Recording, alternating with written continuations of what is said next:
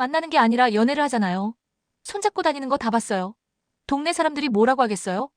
남편 죽자마자 남자 만난다고 수군덕거리겠죠. 저는 차분히 대답했습니다. 아빠가 돌아가신 지 8년이 됐어. 하지만 은주는 소리쳤습니다. 8년이 뭐예요? 평생 아빠 하나만 보고 사셨어야죠. 제 삶은 빈 의자로 가득했습니다. 남편이 떠난 후 8년. 침실 옆 빈 의자, 식탁에 마주보는 빈 의자, 거실 소파에 빈자리. 딸 은주와 아들 상현이 한 달에 한두 번 들렀지만 그들의 방문은 냉장고를 채우고 청소 도우미를 확인하는 의무에 가까웠습니다.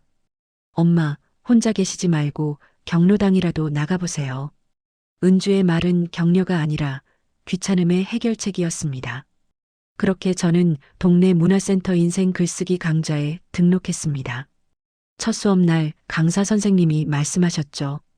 오늘은 내 인생의 가장 후회되는 순간을 써보세요. 저는 펜을 들었지만 글자가 써지지 않았습니다. 50년 전 그 봄날 대학 캠퍼스에서 미안해. 난 내 곁에 있을 자격이 없어라며 돌아서던 그 사람의 뒷모습이 떠올랐기 때문입니다. 바로 그때였습니다. 여기 자리 있나요? 낮고 익숙한 목소리에 저는 고개를 들었고 심장이 멎는 줄 알았습니다. 김정수 75세.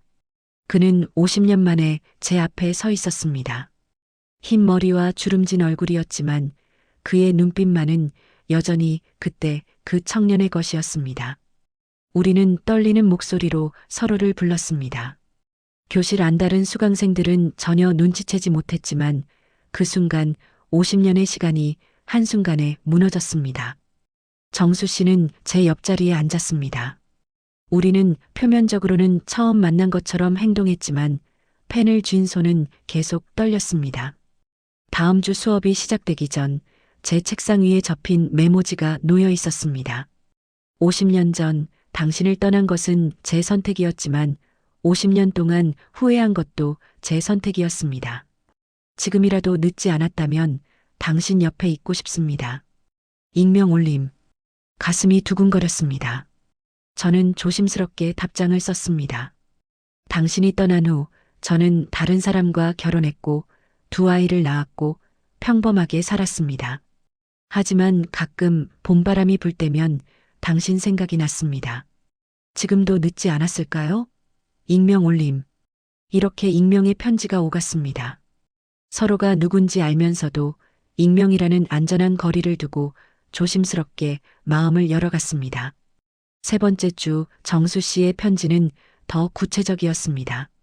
다음 주 토요일 우리가 처음 만났던 대학 앞 은행나무 길을 걸을 용기가 있으신가요? 오후 2시 그곳에서 기다리겠습니다. 저는 떨리는 손으로 옷장을 열었습니다. 8년 만에 처음으로 거울 앞에 서서 옷을 골랐습니다. 크림색 카디건, 연보라색 스카프, 딸이 몇 년 전 선물했지만 한 번도 입지 않았던 옷이었습니다. 토요일 오후 2시 대학 앞 은행나무 길. 정수 씨는 이미 그곳에 서 있었습니다. 손에는 노란 장미 한 송이를 들고 있었습니다. 화자 씨, 50년 전에 드리지 못한 꽃입니다. 저는 꽃을 받으며 눈시울이 뜨거워졌습니다. 정수 씨, 우린 이제 70이 넘었어요. 그가 대답했습니다. 그래서 더 서둘러야 합니다. 20대에는 시간이 많았지만 지금은 하루하루가 선물이니까요. 그의 말은 단호했습니다. 우리는 천천히 은행나무 길을 걸었습니다. 정수 씨는 50년 전 헤어진 이유를 털어놓았습니다. 그때 그는 가난했고 제 부모님이 원하는 사위가 될 자격이 없다고 생각했다고 했습니다. 그래서 먼저 떠났다고. 하지만 지금 생각하면 그건 비겁한 도망이었다고 말했습니다. 저는 고개를 저었습니다. 저도 용기가 없었다고 부모님께 반대하고 그를 선택할 용기가 없었다고 말했습니다. 우린 둘 다 겁쟁이였던 거라고요. 그때 정수 씨가 제 손을 조심스럽게 잡았습니다. 화자 씨, 이번엔 도망치지 않겠습니다. 남은 인생 당신 옆에 있고 싶습니다. 그날부터 우리는 공개적으로 만나기 시작했습니다. 정수 씨는 매주 저를 찾아왔고 함께 공원을 산책하고 차를 마셨습니다. 저는 달라졌습니다. 아침마다 화장을 했고 옷차림에 신경을 썼습니다. 무엇보다 얼굴에 웃음이 돌아왔습니다. 변화를 가장 먼저 알아챈 사람은 딸 은주였습니다.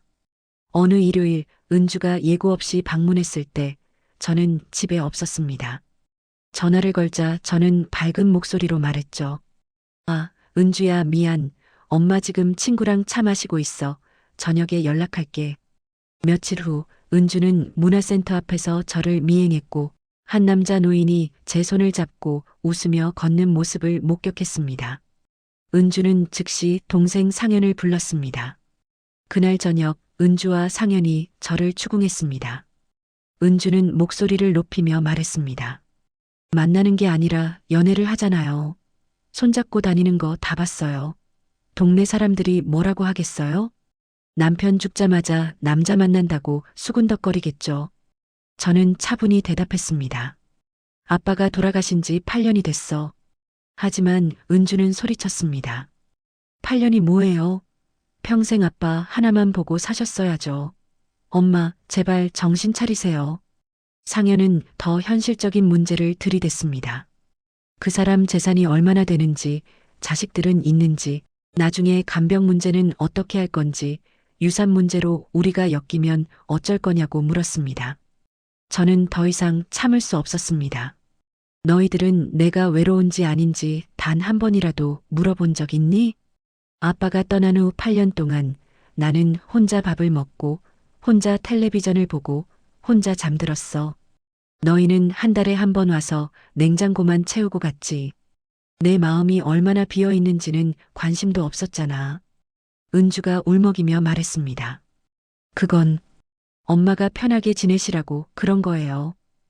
저는 쓸쓸히 웃었습니다. 편하게 죽은 사람처럼 조용히 있으라는 거였구나. 그날 자식들은 저에게 최후 통첩을 했습니다. 상현이 단호하게 말했죠. 엄마, 그 남자 만나는 거 당장 끊으세요. 안 그러면 저희도 더 이상 엄마를 챙길 수 없어요. 다음 날 정수 씨가 저를 찾아왔습니다. 저는 자식들의 반대를 털어놓았습니다. 정수 씨는 제 손을 꽉 잡으며 말했습니다. 화자 씨, 우리 나이에 용기를 내는 게 이렇게 어려울 줄 몰랐습니다. 하지만 50년 전에도 포기했는데 이번에도 포기하면 저는 죽을 때까지 후회할 것 같습니다. 그는 호주머니에서 작은 상자를 꺼냈습니다. 안에는 은반지 한 쌍이 들어 있었습니다. 화자 씨, 우리 정식으로 사귀는 사이임을 세상에 알립시다. 자식들의 허락을 받으려는 게 아니라 우리의 결정을 알리는 겁니다. 저는 눈물을 흘리며 말했습니다. 정수 씨, 저는 자식들을 잃을까봐 무서워요. 그가 대답했습니다. 잃지 않습니다. 지금은 화가 나 있지만 결국엔 이해할 겁니다. 그들도 언젠가 늙을 테니까요.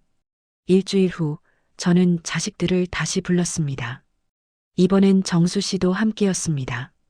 제 표정은 차분했지만 눈빛은 이전보다 단호했습니다. 은주야, 상현아. 이분은 김정수 씨야. 50년 전 내 첫사랑이었고 지금은 내 연인이야. 은주가 외쳤지만 저는 손을 들어 제지했습니다. 들어. 나는 너희들의 어머니이기 전에 이화자라는 한 사람이야. 아빠와 결혼해서 너희를 낳고 키우면서 나는 늘 누군가의 아내, 누군가의 엄마였어. 하지만 이제 남은 시간 동안만큼은 나 자신으로 살고 싶어. 상현이 말했습니다. 엄마, 우린 엄마 걱정돼서 그러는 거예요. 저는 쓸쓸히 웃으며 대답했습니다. 걱정? 너희가 걱정하는 건 내 행복이 아니라 세상의 눈이잖아.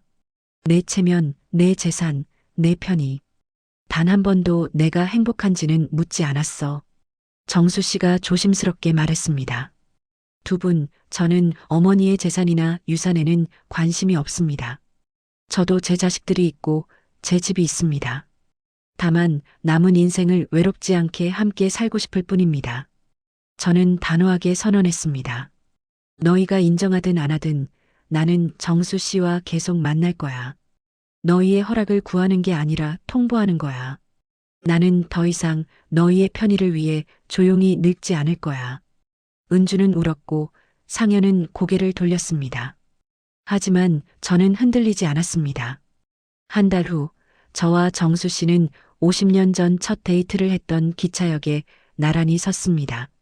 정수 씨, 우리 늦었을까요? 그가 대답했습니다. 아니요, 지금이 딱 맞는 시간입니다. 우리는 손을 맞잡고 기차에 올랐습니다.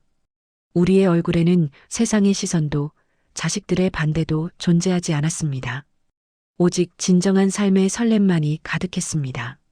창밖으로 지는 석양은 끝이 아니라 새로운 시작을 알리는 빛이었습니다.